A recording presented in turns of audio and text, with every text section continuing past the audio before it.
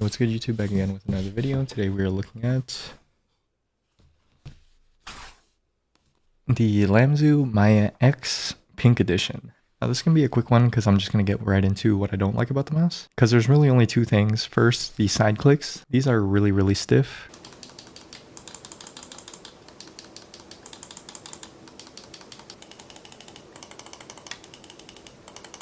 You know, next to the Death Adder V3 Pro, which has some of the most perfect side clicks, you can just kind of hear how loud and unpleasant it is. I think it kind of portrays the heaviness and lack of spammability in the side buttons. So if you're someone who heavily depends on the side buttons for whatever game you're playing, especially something like Fortnite, these might have some adjustment period to get used to. The next thing I don't like is kind of a nitpick about the shape. So overall, I do enjoy the shape, but you can see the triggers here. They have these curves for your fingers to kind of rest in and lock into when you grip the mouse. I just don't enjoy how the far edges kind of flare upwards and outwards. This just makes it kind of sharp. If you want to have like a 1-3-1 grip or a raised ring finger grip, you are going to feel that edge where I would have preferred it to be smoothed out along with the rest of the shape. That would have just made it a bit better in my opinion, but the trade-off is, however, the comfort grooves on the clicks. In my opinion, this is an overrated design, so that's why I kind of push for this corner to be smoothed off. And yeah, that's the only two things I kind of dislike about the mouse. As for everything I enjoy the build, I enjoy the coding, I enjoy the rest of the buttons, I enjoy the WebDriver, I enjoy the skates, I enjoy the scroll wheel. Yeah. Is that it? And I enjoy the unboxing experience. So let's start there. We're going to open this up here. Classic Lamzu unboxing experience. Very premium. Very worth the price in my opinion. Since the dawn of time, humanity used for power civilizations, prosper and fall through the mountains without exception, yet the essence carries on, passed on to the next generation. Now get in your hands, where does my lead you by Lamzu? So I guess like Mayan civilization was their kind of aesthetic they were going with this mouse, which I don't understand. It's just a gaming mouse, but I'll take it because this is a great unboxing experience. As you know, with Lamzu, you get the mouse, the dongle came here. This is what I like about Lamzu. If you're going to advertise high polling rate on the box, you better throw in the high polling rate dongle in the box. If you guys seen my reviews, that's my message. If you're going to advertise the high polling rate, throw the high polling rate dongle in the box. If you're not going to throw the high polling rate dongle in the box and sell it separately, don't advertise high polling rate. Kind of simple in my opinion. What's next is what you know and love, which is premium about Lamzu. They give you the little carrying bag and a bunch of extra goodies that I'll show you guys. Here is the manual. You're not really going to read it, but here it is just in case you care. And the cable, I don't know why it's in like a kind of like very loud and noisy, like it's like a pastry paper bag. I don't know why it's like that. Here is the cable. It is braided instead of a rubber cable, which is good. Also has that stress relief just in case you do get caught with low battery in game and you have to plug it in. I do find it to be a bit stiffer, so I don't use it, but it is there and it does match the mouse very nicely. Here is the rest of the stuff they give you. They do throw in a bottom sticker, which I will talk about. Extra set of skates. If you guys watch my reviews, I always push for brands to give you an extra set of skates. More and more people are using glass pads nowadays, even if you're not using a glass pad. Prices on these wireless mice are going up and up, so $100, $150, $150 plus dollars. These are investments that people are going to want to use over the years. If you do use these over the years, you are going to need extra skates. So big thumbs up to Lamzu for doing this and encourage other brands to follow them. Here's also a set of grips. They kind of remind me of old Corpads grips if you guys have used those. Me personally, I don't use them because I do enjoy the coating on the mouse. As for the dust cover on the bottom, as with all other Lamzu mice, it does feature an open bottom. It has cutouts for the skates, and like I said, I do enjoy the skates. I love how this is a big piece. The top two pieces aren't very big, but they compensate by having these random 2 dots and a very thick sensor skate. I'm having no scratching at all on a Xsoft Artisan pad, even a textured one like the Hien. So thumbs up to Lamzu for kind of having this unique skate layout that still gives you a lot of feedback from the mousepad texture, which is something I enjoy a lot. That's why I advocate for bigger skates. The problem with the open base is that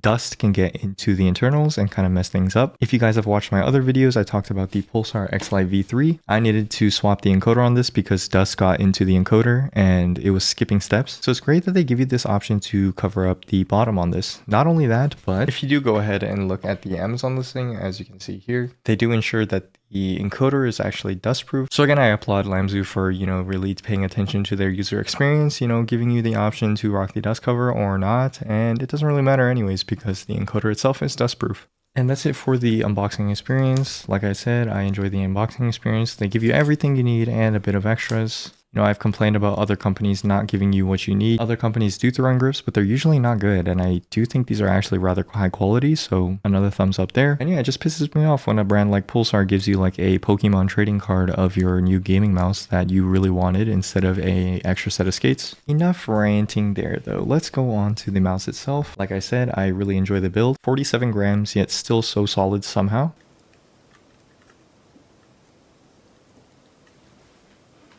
There's a little squeeze test. You probably only heard the ambient noise in my room, which is pretty incredible for a 47 gram mouse, especially not being a super small size mouse, you know? Here is a recording of all the buttons again.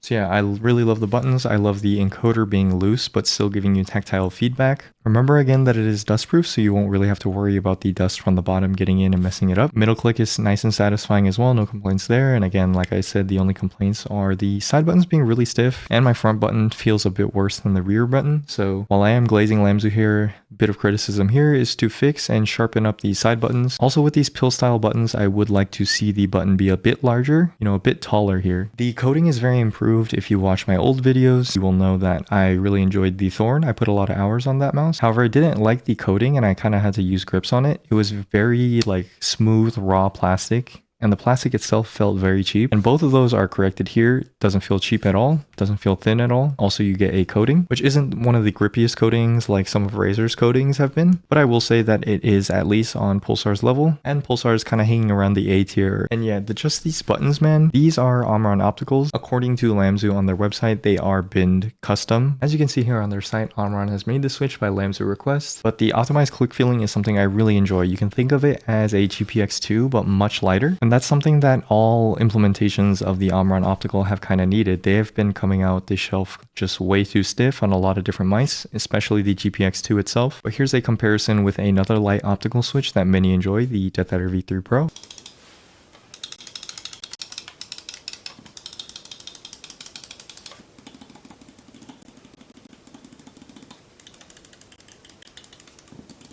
So yeah, as you can hear, the Razer is a bit louder, but they actually don't feel sharper. The Omron is a bit more tactile and sharper, but they're both light and spammable, so these are both great. I actually do prefer the new custom binned Omron opticals by Lamzu. Here's also a look at their software. It's called Lamzu Aurora. Only works on Edge or Chrome, so I'm using Edge here. And you can see there's everything you need: connecting devices, pairing devices, firmware update, support. There's a mouse as it shows up. It shows you the receiver and mouse, and I am on the latest firmware. Wireless connection here. Going in, you have macros, you have customization, all the button mapping. You can turn on motion sync, high speed mode. I personally just don't use either of those. Debounce time is 0 ms by default, which is good for optical switch. Obviously, you don't need to have debounce. You can pair and factory reset, and here is your performance. DPI, I just have one stage of 1600. I'm on 1K polling rate for an AMD CPU on Marvel Rivals at the moment. LOD, I just leave it at 1mm, and sleep time I raise to 5 minutes. So yeah, I really enjoy this software. It's just a WebDriver. You don't have to download anything. You can just close it for the rest of your life, or at least until there's a firmware update if they do decide to drop one, and you can just update it here as well. The only thing I will complain is that it does look a bit scuffed. I would prefer a more, you know, flat material design of the website, but it is what it is. It just needs to get the job done, which it does. So yeah, I guess enough of glazing this mouse. Obviously, I really enjoy it. The buttons are great. The scroll wheel is great, and they did ensure that you get a dust-proof scroll wheel. Obviously, the aesthetics are beautiful. I'll give you some close-ups. And, you know, as I said, everything just seems to be detailed from a user experience perspective. They do give you extra skates, you know, the dust cover on the bottom, extra grips if you need them, a good set of grips if you need them. Again, like I said, they're more like CorePads grips. I'm not a big fan of the cheaper grips that Logitech and Razer include in their mice. They also advertise high polling rate in the box, and they throw in the dongle in the box as well, which is what I think brands should be doing if you choose to advertise on the box. Obviously, tech specs wise, everything's, you know, up to date. I feel like that's kind of pointless to cover with gaming mice reviews nowadays, unless there is something special. And the last thing is just the shape. So if I show you a Elo shapes comparison with the GPX2, So yeah, as you can see here with the ELO shapes comparison, the GPX2 looks to be pretty similar to the Maya X, but I can tell you in hand, they're actually pretty different. And this is just an example of how ELO shapes is not an end all be all for, trying a shape. It can always be very different when you actually get it in hand as it is here. I will say that the Maya X actually in hand feels a lot flatter than a GPX2, and the grip width is actually a bit wider feeling than the GPX2. For me, the GPX2 is my favorite symmetrical shape, just because with symmetrical mice, I like to have a very loose grip on it. The GPX being kind of, known as the round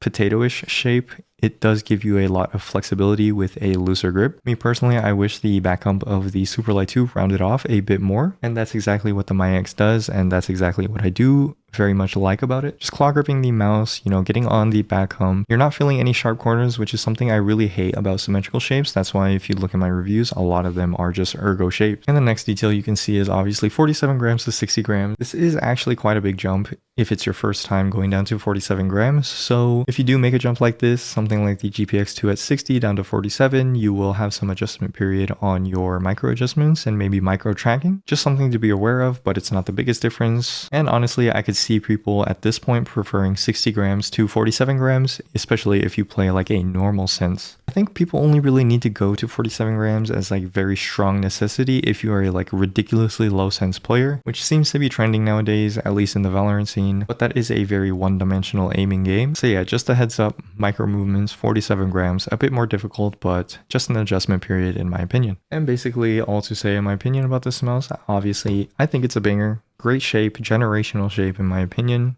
It's up there with kind of the goats of the GPX2, the XM1 or XM2, the Hot ES. This is just a really, really good, solid, symmetrical shape. I see Lamzu selling a ton of these, especially to people who want a kind of flatter GPX2. Yeah, I hope you had a good one. Hope you enjoyed the review. That's it.